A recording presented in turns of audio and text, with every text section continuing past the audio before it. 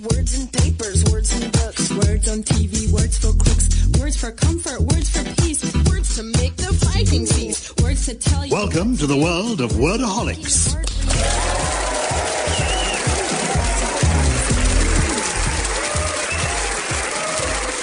Hello, I'm Gyles Brandreth, and this is Wordaholics, the panel show about language that dots its I's, crosses its T's, minds its P's and Q's, while all the time knowing sweet F.A. Joining me are four fellow Wordaholics. This is our weekly meeting. Lloyd Langford, Natalie Haynes, Holly Walsh, and Paul Sinner. Here they are.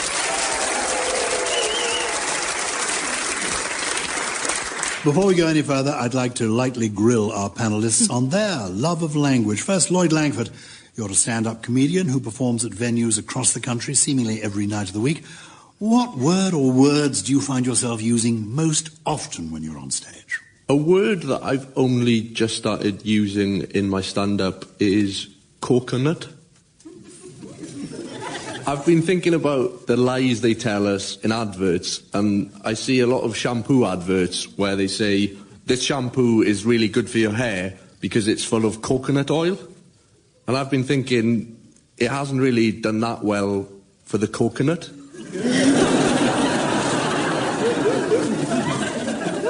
Joining Lloyd is Natalie Haynes, critic, novelist, classicist and distinguished supporter of the British Humanist Association. Natalie is such a staunch non-believer. Can you tell us what is your favourite religious word or phrase?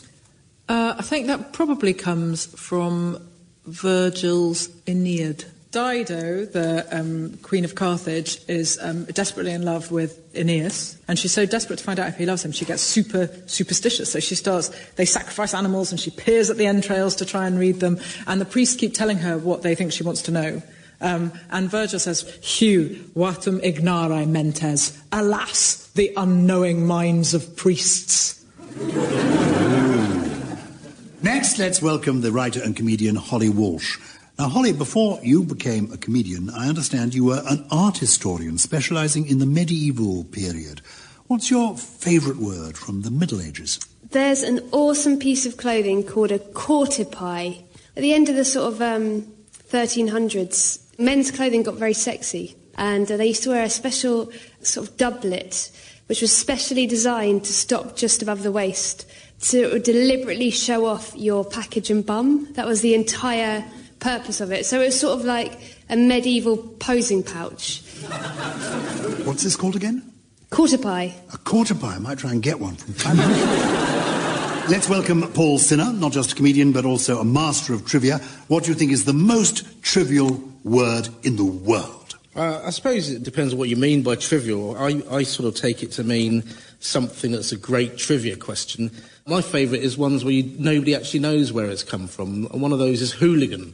And nobody has a clue where it comes from. So that old story about it being an Irish family, the hooligans, apparently is completely wrong. Family. It's either a family from an 1890s drinking song, or one's particular violent Irish bouncer who also lived in the 1890s. I love the fact that one violent bouncer didn't know that he was going to give his name to a word in the English language. But I love the fact that nobody's got a clue where this complicated word comes from. I think we've established that you're all very brilliant, so it's time for round one now, and our letter of the week. And we're thrilled to be joined by a very exciting young letter this week. Will you please welcome the letter S? And here she comes now, sashaying softly down the Wordaholics catwalk. It's the letter S. And it's hard not to admire that sinuous, suspiciously serpentine shape. It's as if she bends her head over shyly, arches her back in the silkiest of fashions, and sensuously sticks out a leg behind her while whispering, "I'm S."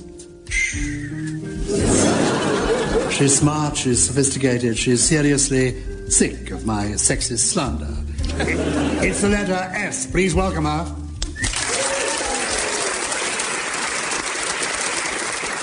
Lloyd Langford, I have an S for you. Can you tell me what is the meaning of the expression smothering a parrot? Is it an instant ban from the zoo? I'll give you a bit of a clue. It goes down in one. So it's a drink. It's to do with a drink. It's a Victorian term. One associates it possibly with Paris at the turn of the 20th century. Is it absinthe? It is absinthe. So you helped him out, but you both get a couple of points there. Smothering a parrot is a Victorian term. It means to down a neat glass of absinthe in one, like that. And of course, because absinthe is green, as parrots so often are. Natalie Haynes, you're next to get an S. What is a St. Giles carpet? It's not the carpet at your house, is it? Is it a carpet? It's not a carpet at all. It is a carpet, and yet it isn't a carpet. You're quite right. Think of an hourglass, perhaps. Oh, sand. You throw sand on the street. Why do you do that? That hasn't helped me at all. Well. Is it grit? Is it if it's icy? Oh, to dry out when it's been wet. Oh, wait, when it's been wet to dry up horrible things. Like janitors put sawdust down on vomit in primary schools. It's the equivalent of that. It is absolutely the equivalent of that. You got there in the end. With a little help from Holly, who gets a bonus for her assistance. A St. Giles's carpet is another nugget of Victorian slang, which simply means a light sprinkling of sand, and it gets its name from the sand merchant who operated a stall outside the Church of St. Giles in the Fields in West London. The sand was sold for cleaning kitchen utensils and strewing on the floor to protect the floorboards and to clean up.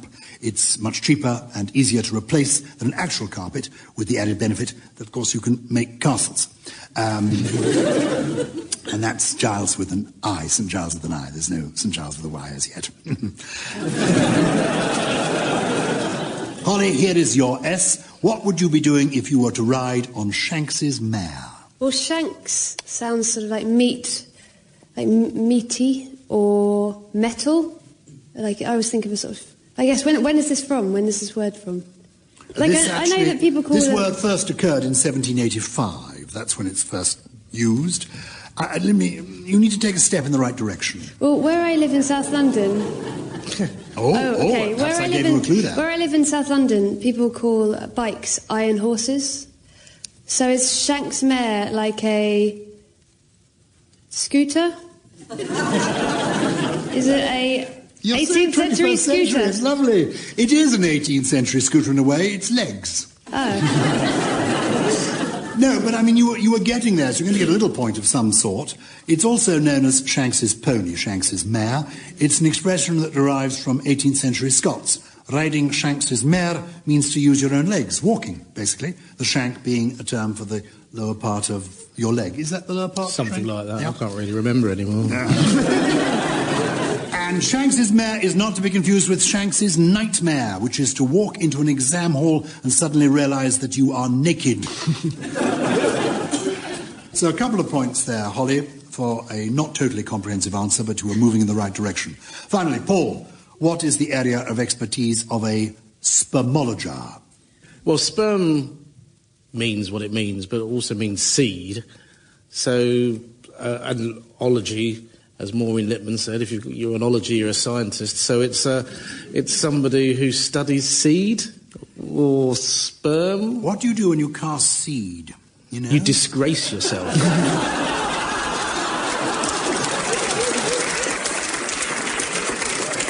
When you find the correct answer, pass it on. Is it a farmer? A farmer? A farmer, yes. Well, that's the kind of seed. What are you doing? You're spreading. You're spreading. So what is it? Sowing. Not sowing. No. Well, sowing. Yes, but what are you sowing? Seeds. It's like the worst game of charades ever. Because I'm doing movement here, but I'm showing the mouth moving as well. You're spreading... Speaking, you're spreading gossip. You're spreading gossip. Well done, Natalie. You got there in the end. A spermologer is a gossip, a rumour monger. We used to use the word in English, but it dates back to ancient Greece. It's even in the Bible, where St. Paul is described by unbelievers as a spermologer. Yeah. Now, spermologer, it also means, Paul, a picker-up of trivia. So, as a famed quizzer, you're a bit of a spermologer yourself. I've been called that before, certainly. Yeah, actually, when I sit on the one-show sofa sometimes, I ask the guests to fill me in on the latest spermology, and now no one seems to want to sit next to me. Portmanteaus. Portmanteaus are words that are made up from taking two other words and jamming them together, like the way alcohol and pop make up alcopop. Mock and cockney make up mockney, and bisexuality and curiosity make up my usual excuse for all sorts of misdemeanor. This next round is a celebration of these words, and it's called Heads, Shoulders, Portmanteaus. Heads, shoulders, portmanteaus, portmanteaus, heads, shoulders, portmanteaus, portmanteaus, and eyes and ears and mouth and nose. Heads, shoulders, portmanteaus, portmanteaus. Isn't this a wonderful program with real production values? Natalie, we're going to start with you. What two words make up the portmanteau chalk? C-H-O-R-K. Chalk. Yeah, well, if it's an O-R-K, it's almost always fork. I'm going with fork as one of them. So it's got to be a cross between a fork and a chihuahua. Cheese fork, the well-known cheese fork to go with your cheese knife. Is it a chopstick? Chopstick and a fork. It's a chopstick and a fork. At last you get the points. Congratulations. A chalk is a cross between chopsticks and a fork. A training chopsticks that are linked at one end with a fork head. And perfect for those times when you want to eat rice while looking like an idiot. Let's turn to you, Holly. Can you dismantle this portmanteau for us? Geep. G-E-E-P. Geep. Geep. We're looking for animals here. Oh, okay. Is it a Sheep? Yeah. sheep Goat, sheep. and a goat? It's a goat and a sheep. Everybody seemed to chip in there. A geep is the offspring of a goat and a sheep. They're genetically different animals with a different number of chromosomes, but they are capable of producing offspring together. Here's one for you, Paul. What two words make up the portmanteau smirting? S-M-I-R-T-I-N-G, smirting. Well, it's either skirting or flirting, so I'll go with flirting. Something that you do at the same time as flirting that begins with S-M. Smiling and flirting? Or smooching and flirting? Smarmy flirting? I'm going to help you. Oh, hang on a second. Smoking and flirting? It is smoking and flirting. You got there in the end, so you're going to get a couple of points. Term first coined in New York in 2003 as a result of the smoking ban. It's a combination of smoking and flirting. You go outside to smoke, you fall into a conversation with someone, before you know it, you're smirting. Glorious, think of it. Cupid's arrow fired straight through the lung. Lloyd, can you break down the portmanteau flexitarian? I think it's a flexible vegetarian in that they say they're vegetarian, so they're always banging on about quinoa, but as soon as you start cooking bacon...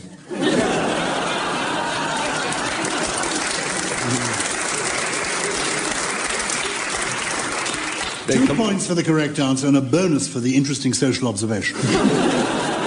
And flexitarians are only vegetarian like 2 days a week or something. That's not vegetarian, that's still a dead chicken. You get that, right? It doesn't know it's Monday.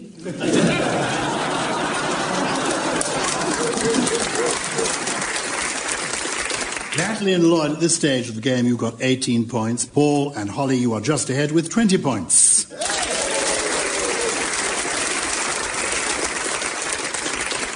The English language is a wonderful and versatile thing, but it doesn't have all the answers. There are some concepts and situations that other countries have words for, but we don't.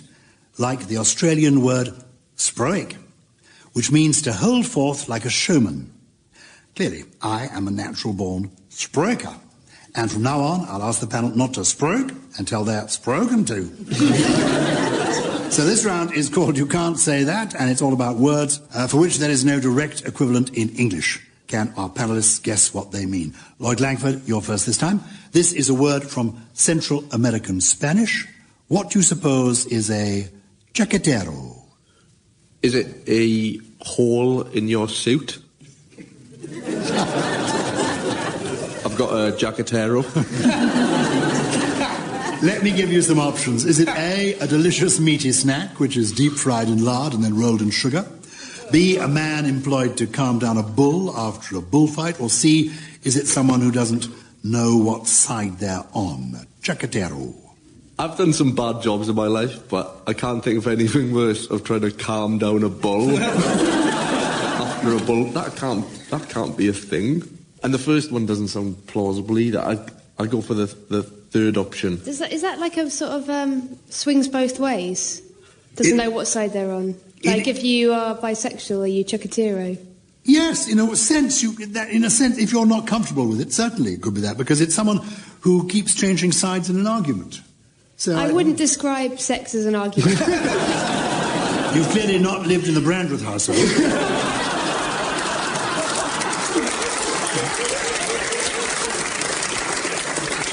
So the answer, you got it right, Lloyd. The answer is C. A chuckatero is someone who keeps changing sides in an argument. And actually, I think we do have a word for that in Britain. It's liberal democrats.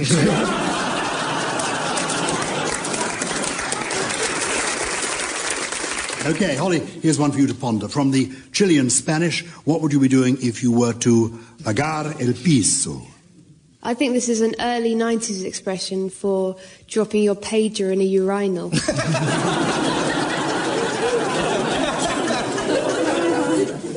You get a bonus for that vivid definition, but it isn't the right one. I'll give you some alternatives. Would you be A, queuing for the toilet, B, celebrating your new job by splashing out on your friends?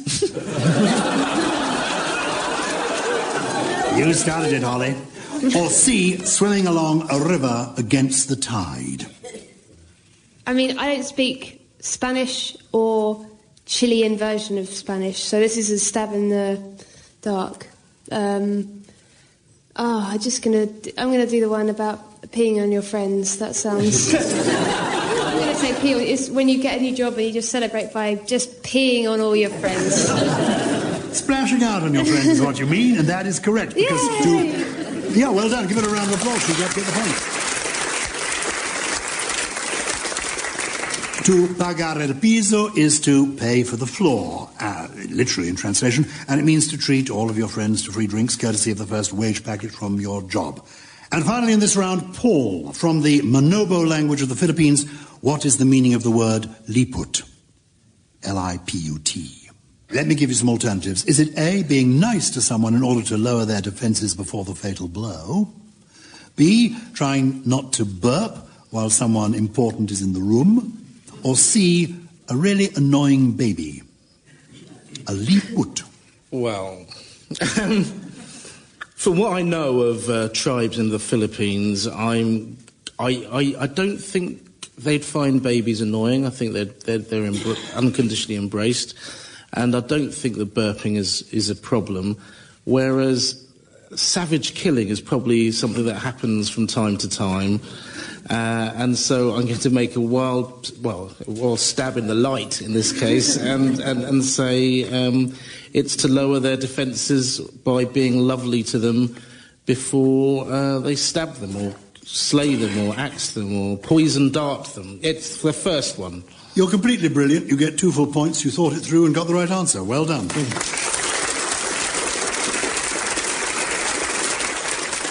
It's A. Liput is to throw someone off guard through a gesture of goodwill so that you then have a chance to kill them.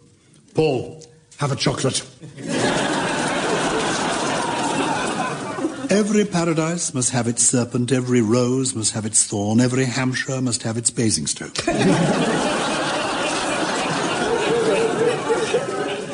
This round is called Words Fail Us, and it's about those words that let the whole of the rest of the beautiful English language down. Those words we simply cannot stand. Paul, what word would you like to dismiss from existence? My least favourite word is foodie. How pretentious do you have to be to call yourself a foodie just because you eat chinois? No, you are not. We're all foodies. Chinois is a silk. I don't know how it's pronounced. I think you mean quinoa. Quinoa. That's the whole point. I have no idea how it's pronounced. I don't care. And do you know why I don't care? It doesn't taste that good. I'll tell you what tastes that good. 10 in the morning, toasted bacon and egg sandwich with fully buttered bread. I'll tell you what tastes amazing before 10:30. I won't advertise the company, but a double sausage and egg McMuffin. Just because that's my favourite food doesn't mean I'm not a foodie as well. We all like food. We're all foodies. To label yourself as one above other people is pretentious in the extreme. There, I've said my bit. Oh, well, we like your bit. We like what you said.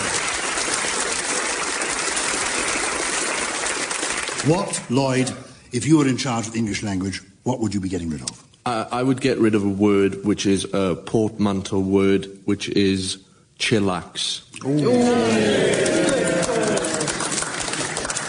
I'll tell you why, Gyles, because both of the original words, chill and relax, mean exactly the same thing. And when people tell me to chillax, it has the adverse effect in that I get increasingly angry. Very good. I think it's very good. Chillax, we want that to go. Finally, Natalie, what word has got your goat? Or should I be saying geep? I don't know. What word is it? I would like to get rid of the word grow when used as a transitive, non-horticultural verb. I do not mind people growing their hair. I do not mind people growing up or growing old. I do not mind people growing sunflowers or rose bushes. People growing businesses can just stop it. People... I will not have it. It is at an end. All the people on The Apprentice going, well, I'm going to grow your business. Shut up, shut up, shut up. Absolutely. Well, I think you met the challenge there with suitable passion. I congratulate you all. Every year, new words enter the English language and others drop out. Who now remembers such long-forgotten words as sanguinolent, apricity, and MySpace? Be honest, Gyles, do you know what that joke means? I do. I do. Apricity is a kind of website thing that hasn't sort of fallen in favour in recent years. Oh, yeah, I know that because I goggled it earlier.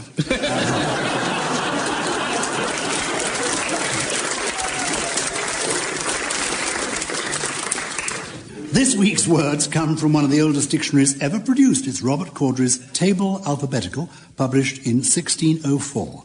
And dictionary purists will tell you it's been downhill ever since. Paul Sinner, what, according to this venerable dictionary, was a mulct? M-U-L-C-T. Very short, very horrible sounding Anglo-Saxon sort of word, so I'm going to assume it means something particularly vile and horrible, and I'm going to pluck out a random thing. Is it the food that's left on the plate when a dinner guest dies suddenly at dinner? It isn't, but the negative connotation is such. I'm going to give you a point anyway. I'm going to make things a little easier for you with a multiple choice. Is a mulct A, a petition, B, a shackle for a horse, or C, a punishment? Remember, the year is 1604. Well, you said it was something horrible, so I'm going to... I have no idea. Is it some sort of weird execution device or something? Well, it's a punishment. It is a punishment. You get the full points for that. It is a mulct, is a fine or a punishment. Lloyd Langford, what on earth, according to Corddry, is a matrix? Spelt M-A-T-R-I-X-E. In 1604, matrix. Is it a tapestry featuring a knight called Keanu? Fighting with the Lord of Blacksmiths. That's very neat, you know, but it isn't the right answer. I'll give you some options. Is a matrix A, the liver, B, the womb, or C, the real world in which we all actually live?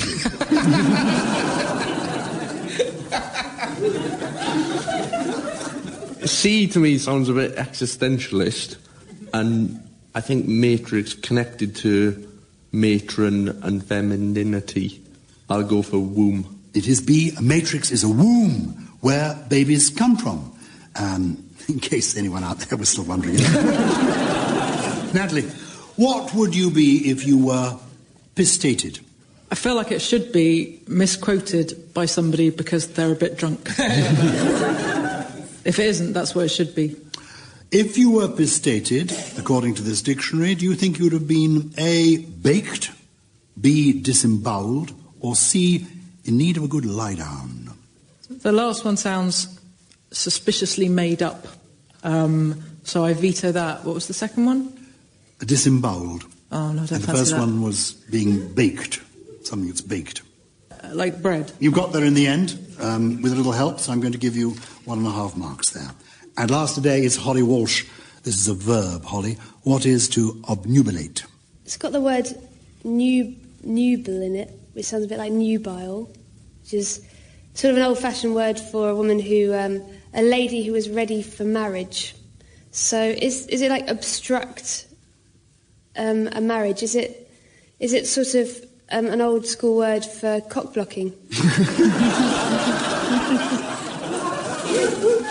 Obnubilate, is it A, to make more flexible, B, to make darker, or C, to prepare for marriage?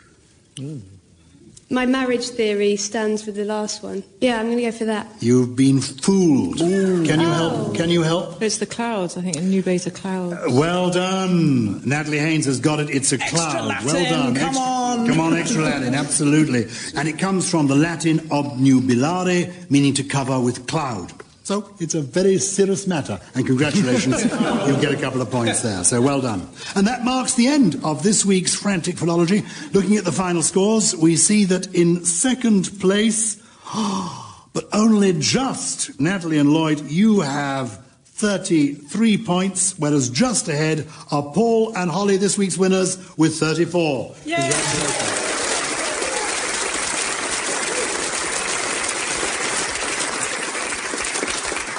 Winners. Paul, Holly, before we go, can you describe your Wordaholics experience in a word, Holly? I'm going to go and pagar el piso, my success. I'm going to go and pee on my friends. That's how happy I am about this, to celebrate. Good. And what about you, Paul? Well, it's been chillaxing. Your presenting has really grown this show, and in the spirit of portmanteaus, I'm going to stick two words together. It's been very enjoyable. How smooth was that? Hey, very smooth indeed. It's too late for bonuses, but you deserve them. Over here, what about you two? Natalie? I think I'm going to go with hooliganised, so cruelly mistreated, do I feel. And also I like the fact that I didn't know how to derivation, or no derivation that people knew. Lloyd Langford, you get the last word. Quinoa.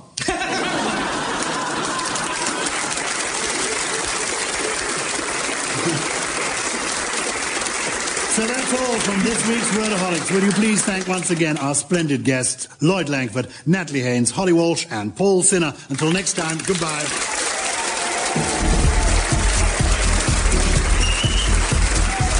You have been listening to Wordaholics, chaired by me, Gyles Brandreth. It's written by John Hunter and James Kettle. The producer is Claire.